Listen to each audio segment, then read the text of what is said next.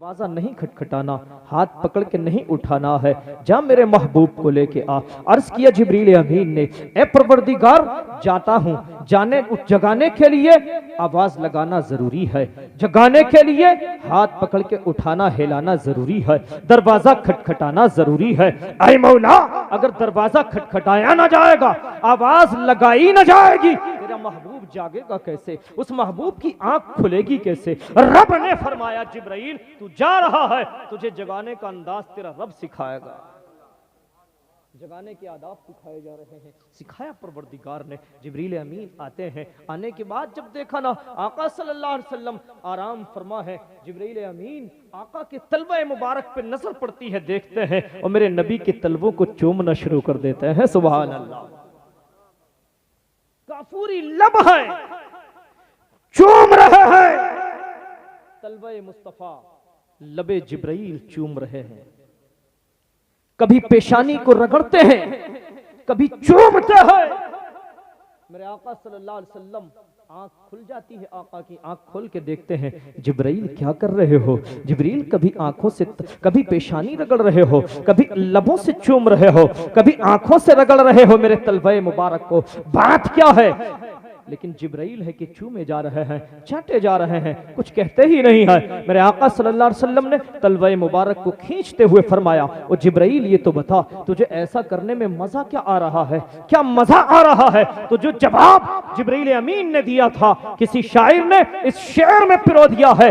जब मेरे आका ने फरमाया था, ओ जिब्राइल, तुझे ऐसा करने में मजा क्या आ रहा है? जिब्राइल अमीन ने जवाब दिया था, या रसूल अल्लाह सल्लल्लाहु अलैहि वसल्लम, आप फरमाते हैं तुझे ऐसा करने में मजा क्या आ रहा है? अरे न जन्नत में देखा, न जन्नत की कलियों में देखा मजा जो तुझ मोहम्मद की तलियों में देखा।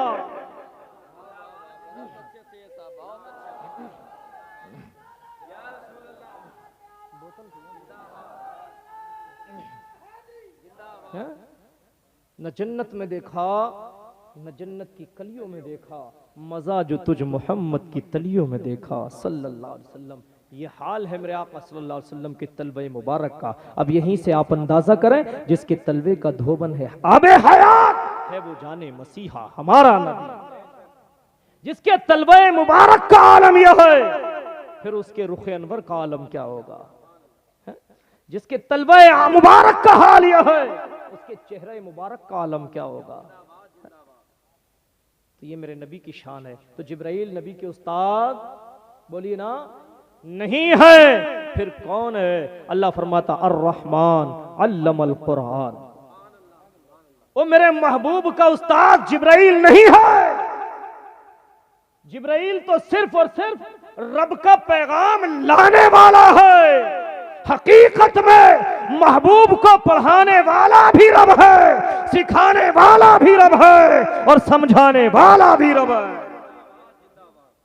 महबूब किसी से नहीं पढ़े, रब ने पढ़ाया, रब ने सिखाया है, रब ने समझाया है, रब ने कुरान सिखाया अपने महबूब सल्लल्लाहु अलैहि वसल्लम को। तो ये एतराज का जवाब मिल गया कि अलिफ लाम मीम। यहां से भी ये साबित हुआ कि जिब्राइल उस्ताद नहीं है और अर्रहमान अल्लमल कुरान साफ ऐलान कर दिया, पढ़ाने वाला रहमान है और पढ़ने वाला महबूब रहमान है। वो महबूब है। तो अभी अलिफ लाम मीम, आगे फिर अल्लाह फरमाता, अल्लाहु ला इलाहा इल्ला हुवल हय्युल क़य्यूम। अल्लाहु ला इलाहा इल्ला हुवल हय्युल क़य्यूम। इल्ला हु फरमाता है, वही है जो इबादत का हकदार है, वही है जो माबूद है, वही है जिसकी बारगाह में झुका जाए, जिसके सामने सर को झुकाया जाए, वही है। वो वहदहू ला शरीक है, ना उसका कल कोई साझी था, ना आज है और ना होगा। वो अकेला था, अकेला है और अकेला रहेगा। अल हय्युल क़य्यूम, खुद भी जिंदा और कायम है और अपनी कुदरत से औरों को भी कायम रखने वाला है। नज़्ज़ल अलैकल किताब बिल हक़्क़ि मुसद्दिक़न लिमा बैन यदै, उसने उतारी तुम पर किताब जो सच्ची किताब है, जो हक है, जो किताब आज मदरसा करमुल उलूम के तलबा ने अपने सीनों में महफूज कर ली है। अल्लाह फरमाता है ये किताब किसी और ने नहीं उतारी, बल्कि ये किताब उतारने वाला तुम्हारा रब है। मुसद्दिक़न लिमा बैन यदैह, ये तो तस्दीक करती है जो पिछली किताब है। व अंज़लत तौरात वल इंजील, और तौरात और इंजील ये भी अल्लाह तबारक व तआला ने नाजिल फरमाई। मिन क़ब्ल हुदल लिन्नास, लोगों के लिए, इससे पहले भी लोगों के लिए वो राह दिखाती है, लोगों के लिए हिदायत है। व अंज़लल फुरक़ान, और अल्लाह ने फर्क जाहिर करने वाला ये कलाम, ये कुरान नाजिल फरमाया है। फिर फरमाता इन्नल लज़ीना कफ़रू बिआयातिल्लाह, बेशक जो अल्लाह की आयतों के मुनकिर हुए, जिन्होंने झुटलाया आयत कुरानी को, लहुम अज़ाबुन शदीद, उनके लिए सख्त अजाब है। वल्लाहु अज़ीज़ुन ज़ु इंतिक़ाम, और अल्लाह बड़ा बदला लेने वाला है, गालिब बदला लेने वाला है। फिर फरमाता इन्नल्लाह ला यख़फ़ा अलैहि शैउन फिल अर्ज़ि वला फिस समा, और तुम कुछ भी करो, तुम दुनिया में रह के गुनाह करते हो, जुल्म करते हो, चोरियां करते हो, अय्याशियां करते हो, जिना करते हो, जमाने से छुपके करते हो, जमाने के डर से छुपकर करते हो, तो कभी तुमने रब से नहीं डरे? कभी तुम्हारे दिलों में रब का खौफ नहीं आया? जमाने के डर से, गुनाह से बचने वालों, कभी रब से डर के गुनाह से बचते, खुदा की कसम तुम बुलंद हो जाते, कभी रब से डर के बच जाते। हजरत बायजीद बुस्तामी रहमतुल्लाहि ताला अलैह फरमाते हैं कि एक आबिद थे, अल्लाह की इबादत करने वाले, नमाजी, परहेजगार, अल्लाह की इबादत करने वाले, एक बस्ती से गुजर रहे थे। एक फाहिशा औरत पर उनकी नजर पड़ती है। वो ऐसी औरत थी जिसका पूरी दुनिया में हुस्न में तीसरा दर्जा था, तीसरे दर्जा के हुस्न और जमाल की मालिका थी वो। उस पर जब नजर पड़ी तो बस बायजीद बुस्तामी रहमतुल्लाह अलैह फरमाते हैं कि उस आबिद के दिल में उससे मुलाकात, उससे मिलने का ख्याल आया। लोगों ने कहा ये मिलने के 100 दिनार लेती है, बस मेहनत करके 100 दिनार जमा किए, और जमा करने के बाद उस औरत के मकान पे पहुंचे हैं। पूरी तवज्जो मेरी तरफ रखें, खासकर नौजवानों से मेरी गुफ्तगू है। ऐ नौजवानों, आज अपने ईमान को बर्बाद न करना। ऐ नौजवानों, आज अपने ईमान का सौदा न करना। और मेरी माँ बहनें, मेरी कौम की शहजादियां, मेरी बात को तख्त ये दिल पर लिख कर ले जाना, कभी अपनी इज्जत का सौदा मत कर देना, कभी अपने दामन को दागदार मत होने देना, कभी अपने दामन को नापाक मत होने देना। इसलिए मैं पूरी ईमानदारी के साथ इन उलमा की मौजूदगी में कहता हूं, खुदा की कसम, कायनात की कोई चीज तेरी इज्जत से बढ़कर तेरे खानदान वालों के लिए नहीं हो सकती है। तेरी इज्जत से ज्यादा कीमती तेरे बाप के लिए कोई माल नहीं हो सकता है, कोई दौलत नहीं हो सकती है, कोई जमीन और जायदाद नहीं हो सकती है, वक्त की हुकूमत नहीं हो सकती है। तेरी इज्जत बड़ी कीमती है। अपनी इज्जत को पूछ, अपने माँ बाप से पूछ, अपने खानदान वालों से पूछ। और बेटी, वो कौम की शहजादी, कभी ऐसा कदम मत उठाना कि तेरी वजह से तेरे खानदान वालों को अपना सर शर्म से झुकाना पड़ जाए। तेरी इज्जत बड़ी कीमती है। जमाने की नेमत दौलतें देकर भी अगर तेरी इज्जत को वापस लाया जाए, वल्लाह तेरी इज्जत को वापस नहीं लाया जा सकता। इसलिए कभी अपने दामन को नापाक मत होने देना, दामन को दागदार मत होने देना। मेरे नौजवानों, तुम्हारे लिए पैगाम है। वो गए उस औरत के मकान पर, और जाने के बाद वो 100 दिनार दिए। उस औरत ने कहा कि मेरे वकील को दे दो, परख लेगा। वो परख लिए गए, और परखने के बाद उसने कहा ठीक है, अंदर आने की इजाजत दो। जैसे ही उस आबिद ने दरवाजे से अंदर कदम रखा है, जैसे कदम रखा था ना, वो हुस्न जमाल की मलिका थी, बैठी हुई थी। जब उसके चेहरे पे नजर पड़ती है, उसके चेहरे पे नजर पड़ी, एक तरफ उसके चेहरे पे नजर पड़ी और दूसरी तरफ अल्लाह के महबूब सल्लल्लाहु अलैहि वसल्लम के फरमान और रब के कुरान पे नजर पड़ी। दूसरी तरफ रब का कुरान है, रब का फरमान है। बस दिल में ख्याल आया और कदम पीछे हटा लिया। जैसे ही कदम पीछे हटाया, उस औरत ने बढ़ के दामन थामा और पकड़ लिया। और पकड़ने के बाद कहा जाते कहां हो? आपने कहा मुझे छोड़ दे, मुझे छोड़ दे, मुझे रब की बारगाह में खड़ा होना याद आ गया है, रब की बारगाह में जवाब देना याद आ गया है। ओ नौजवानों, जरा तवज्जो करो। कहा छोड़, कहा नहीं छोड़ती। कहा अपनी ख्वाहिश पूरी किए बगैर कैसे जा सकते हो? तुमने बड़ी मेहनत की है, बड़ा वक्त लगाया है मुझसे मिलने के लिए, अब बिना ख्वाहिश पूरी की कैसे जा सकते हो? कहा सुन, जब मुझे रब की बारगाह में खड़ा होना याद आ गया है, मेरी ख्वाहिश मर चुकी है, मुर्दा हो चुकी है। कहा भाई क्यों, किस लिए? तो कि आपने फरमाया कि वो इसलिए कि आज मैं जहां जो यहां कर रहा हूं वो मेरा रब देख रहा है। इन्न रब्बक लबिल मिरसाद, वो कोई देखे ना देखे, बेशक रब हमें देख रहा है। कहा यहां मुझे छोड़।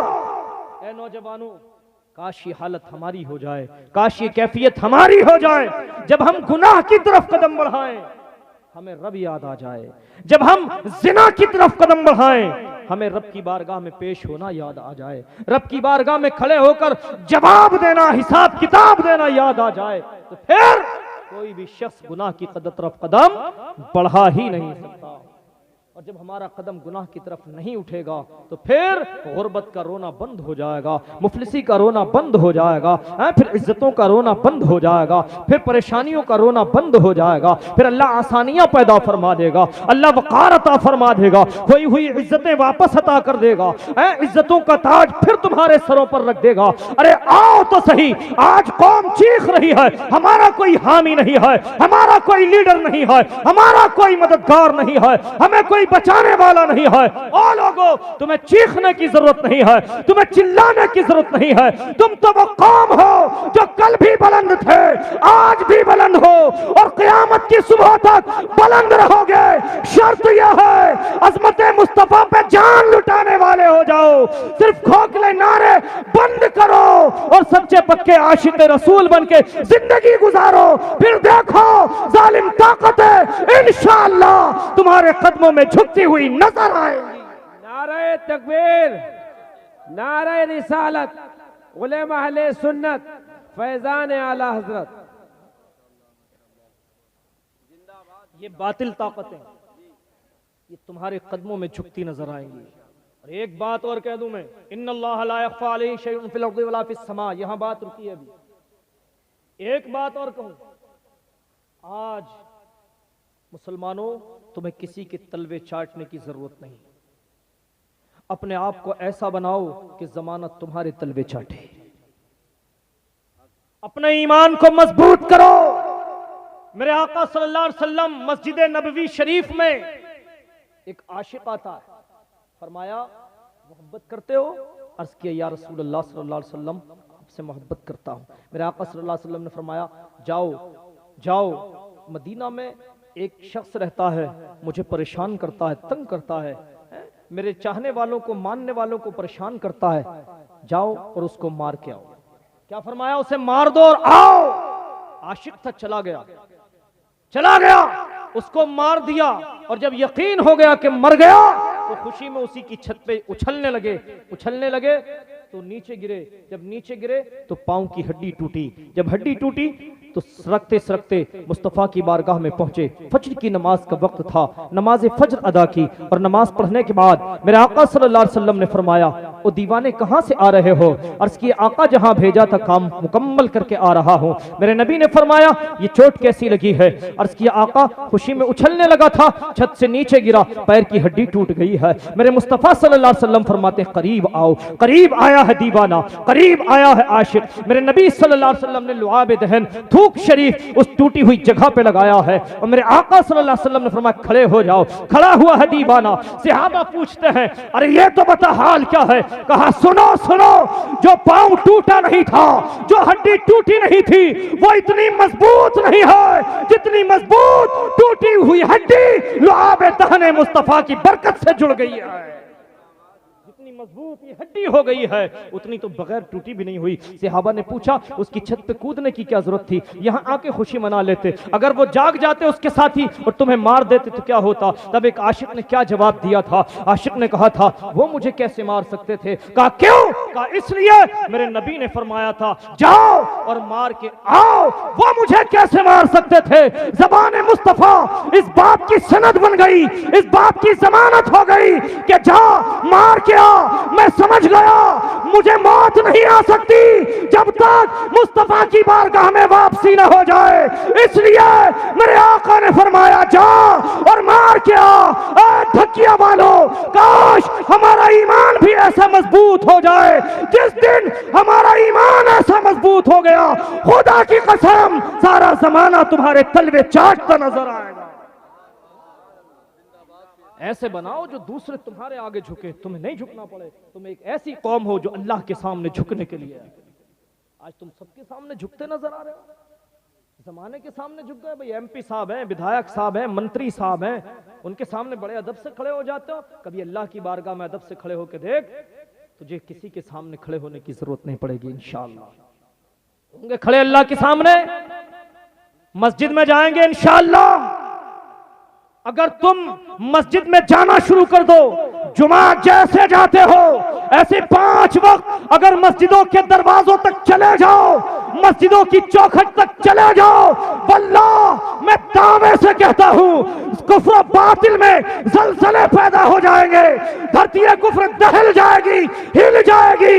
अगर तुम 5 वक्त अपने सरों पर टोपियां और अमामे शरीफ सजाकर अल्लाह के घरों के चक्कर लगाना शुरू कर दो। लेकिन तुमने सोच लिया ये तो उलमा का काम है, ये तो अइम्मा का काम है, ये तो इन्हीं का काम है, इन्हीं करने दो। तो तुम कब करोगे? क्या मरने के बाद करोगे? याद रखो, इन्नल्लाह ला यख्फा अलैहि शैउन फिल अर्दि वला फिस समा। जब कदम पीछे हटा था उस आबिद का, औरत ने पकड़ा था, कहा नहीं नहीं मुझे जाने दे, मुझे मेरे रब की बारगाह में खड़ा होना है, मुझे मेरे रब के सामने जाकर जवाब देना है। मैं क्या जवाब दूंगा? रब फरमाएगा मेरे बंदे मैंने तुझे पांव दिए थे अपनी इबादत के लिए, इबादत गाह तक जाने के लिए, तूने क्या इसको कहां इस्तेमाल किया है? मैंने तुझे आंखें दी थी रास्ता देखने के लिए, तूने कहां इस्तेमाल किया है? मैंने तुझे हाथ दिए थे, क्या इस्तेमाल किया है? मैंने तुझे ज़बान अता की थी, क्या इस्तेमाल किया है? उस वक्त मैं अपने रब को क्या जवाब दूंगा? उस वक्त मैं अपनी रब की बारगाह में क्या जवाब दूंगा? बस इतना कहा था और दामन छुड़ा के गए थे। उस औरत ने कहा कि जाते जाते एक वादा मुझसे भी करके जा, एक वादा मुझसे भी करके जा। कहा क्या वादा है? कहने लगी मेरा शौहर अगर बनने का कोई सही माना में हकदार है तो वो तू है, मुझसे वादा कर कि यहां से जाने के बाद तू मुझसे निकाह करेगा। आपने कहा ठीक है भाई, मरता क्या ना करता। कहा ठीक है। आप अपनी बस्ती चले गए रोते रोते। इस औरत ने सच्ची तौबा कर ली, और जब कोई सच्ची तौबा कर लेता है अल्लाह ताला उसकी तौबा को कबूल फरमा लेता है। और कुरान गवाही देता है इन्नल्लाह युहिब्बुत तव्वाबीन, अल्लाह उनको महबूब रखता है, अल्लाह पसंद फरमाता है जो अल्लाह की बारगाह में सच्ची तौबा करते हैं। व युहिब्बुल मुतत्तहिरीन, और अल्लाह ताला उनको भी पसंद फरमाता है जो पाक रहते हैं, अल्लाह उन्हें भी पसंद फरमाता है। उस औरत ने सच्ची तौबा की, रोती रही, अल्लाह की बारगाह में गिड़गिड़ाती रही और तौबा कर ली है। सारे बुरे काम छोड़ दिए हैं, सारी अय्याशियां छोड़ दी हैं, सारी बुराइयां छोड़ दी हैं, तौबा कर ली है, नमाजी हो गई है, नमाज की पाबंद हो गई है, कुरान पढ़ने वाली हो गई है। अल्लाह अल्लाह। एक वक्त गुजरा है, ये औरत अपने घर से निकली थी, उसी आबिद की तलाश में निकली थी, उसी आबिद की बस्ती का रुख करके निकली थी। जब पहुंचती है पूछते पूछते उस आबिद का पता, किसी ने बताया अपनी झोपड़ी में रहता है, किसी ने बताया फुला जगह पे रहता है। पूछते पूछते उस आबिद के बारगाह में पहुंच जाती है। क्या देखती है? वो आबिद अल्लाह की इबादत में गर्क है, रब की इबादत कर रहा है। जैसे ही सलाम से फारिग हुए इस औरत ने निकाह का पैगाम पेश किया। बस इतना कहना था, मैं तुझसे निकाह के लिए आई हूं। इस आबिद की चीख निकली और रूह कफ़स उनसुरी से परवास कर गई, रूह निकल गई। ओ लोगों, हमारे दिल में खौफ खुदा कब बैठेगा? मरने के बाद? क्या कब्र में जब कोड़े पड़ेंगे तब? कब्र में सांप और बिच्छू आएंगे तब? कब्र में अजदहे आएंगे तब? कब्र में आग भड़काई जाएगी तब? तो यार कब्र को तंग कर दिया जाएगा, तब अल्लाह का खौफ दिलों के अंदर व्यवस्थ करेंगे हम। जब हमारे पसलियां तोड़ दी जाएंगी, क्या जब डरेंगे अल्लाह से? मैं बहुत तेजी के साथ बढ़ रहा हूं, तवज्जो मेरी तरफ करें। जब डरेंगे, जब पसलियों का चूरा चूरा कर दिया जाएगा, पसलियां तोड़ दी जाएंगी, सुरमा बना दिया जाएगा, क्या उस वक्त अल्लाह से डरेंगे? क्या जब पुल सिरात से कट कट के जहन्नम में गिरेंगे, क्या हम जब तौबा करेंगे? आज आसानी से इंसान कह देता है अभी मौत थोड़ी आ रही है, अभी मौत थोड़ी, अभी तो बड़ी जिंदगी है। मेरे भाई जिंदगी का कोई भरोसा नहीं, कब कहां किस जगह किस हाल में किस मकाम पर साथ छोड़ जाए। कोई भरोसा है जिंदगी का? क्या भरोसा है जिंदगानी का? जिंदगी बुलबुला है पानी का, सुबह होती है शाम होती है, उम्र हुई तमाम होती है, उम्र गुजरती जा रही है। जिंदगी का जो सूरज निकल रहा है और जब वो गुरूब हो रहा है, निकलते हुए हमें हमारे इब्तिदाई अय्याम याद दिला रहा है, छुपते हुए आखिरी उम्र तक ले जा रहा है। और देख तो सही, जैसे मेरी इब्तिदा हुई थी इंतहा हो गई है, एक दिन वो आने वाला है तेरी जिंदगी का सूरज भी गुरूब होने वाला है। और ये सूरज तो डूबकर फिर निकलेगा। जिस दिन तेरी जिंदगी का सूरज डूब गया फिर वापस नहीं आ सकता, तुलू नहीं हो सकता। कब तौबा करोगे यार अल्लाह से? कब तौबा करोगे? कब तौबा करोगे अल्लाह की बारगाह में? अभी वक्त है, अभी तौबा कर ले बंदे, है दरे तौबा खुला, वरना पछताएगा जब पानी गया सर से उतर। अब तो तुमने मस्जिदों में जा रहे हैं तो हंसी और ठट्ठे मार रहे हैं, नबी की मजलिस में आ रहे हैं तो हंसी और ठट्ठे मार रहे हैं। ये दीन की महफिलें हैं यार। यही बायजीद बुस्तामी रहमतुल्लाह ताला अलैह, इनके सामने जब नाम लिया गया ना अल्लाह और मोहम्मद सल्लल्लाहु अलैहि वसल्लम, खड़े हो गए। जब खड़े हुए किसी ने पूछा आप खड़े क्यों हुए? कहा जहां अल्लाह का और महबूब का जिक्र हो मैं बैठा रहूं, ये तो मुझे गवारा नहीं है यार। वो इतना बड़ा अल्लाह का नेक बंदा, वो कहता जहां रब का जिक्र हो, अरे हंसना तो बहुत बड़ी बात है, मुझे बैठना भी गवारा नहीं है। जब बायजीद बुस्तामी, एक अल्लाह का नेक बंदा, वली कामिल, वो ये कहते हैं कि जहां अल्लाह और महबूब का जिक्र होता है मेरी गैरत गवारा नहीं करती वहां बैठा रहूं। मैं चाहता हूं अपने रब का जिक्र भी खड़े होकर सुनूं और अपने महबूब का जिक्र भी खड़े होकर सुनूं। आज तुम्हें हंसने की इजाजत इन मजलिसों में किसने दी है? तुम्हें ठट्ठे मारने की? और ये कौम न मस्जिद को देख रही है, न मदरसे को देख रही है, न मजलिस को देख रही है, किसी चीज को नहीं देखती। इसको हंसना है तो हंसना है। मुसलमानों, इसी हंसी ने तुम्हें बर्बाद करके रखा हुआ है। तुम्हारी बर्बादी का कारण कोई और नहीं है, तुम्हारी बर्बादी की वजह कोई और नहीं है। जरा गिरेबान में झांक के देख, मस्जिद अल्लाह का वो घर है जिसमें जब कोई दुनिया की बात करता है फरिश्ते कहते हैं उसको या वली अल्लाह, चुप जाए अल्लाह के दोस्त।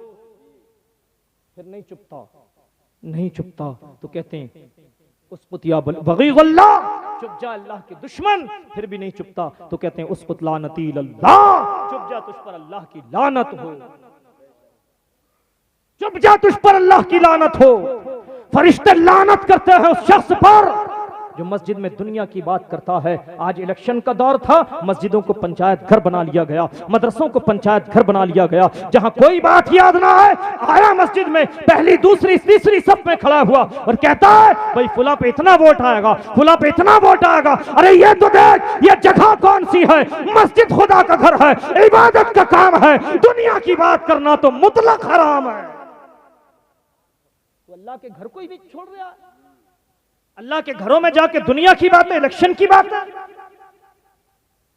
तुम बर्बाद नहीं होगे तो क्या आबाद होगे? तुम पर जुल्म नहीं होंगे तो क्या तुम्हें सरों पे बिठाया जाएगा? आज अल्लाह के घरों की हिफाजत तुम्हारी जिम्मेदारी है और अल्लाह खुद मुहाफिज है, वो खुद हिफाजत करने वाला है। लोगों, अल्लाह के घरों में जाओ तो सिर्फ कुरान पढ़ो, नमाज पढ़ो, अल्लाह अल्लाह करो।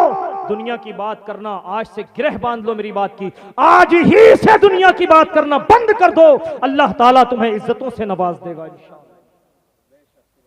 मदरसों में पहुंचे, वहां तलबा कुरान पढ़ रहे हैं, अपने आप साहब गपशप हाँ करें। अल्लाह के रसूल सल्लल्लाहु अलैहि वसल्लम के जिक्र की महफिल में आए, यहां भी ठट्ठे मार रहे, हंस रहे।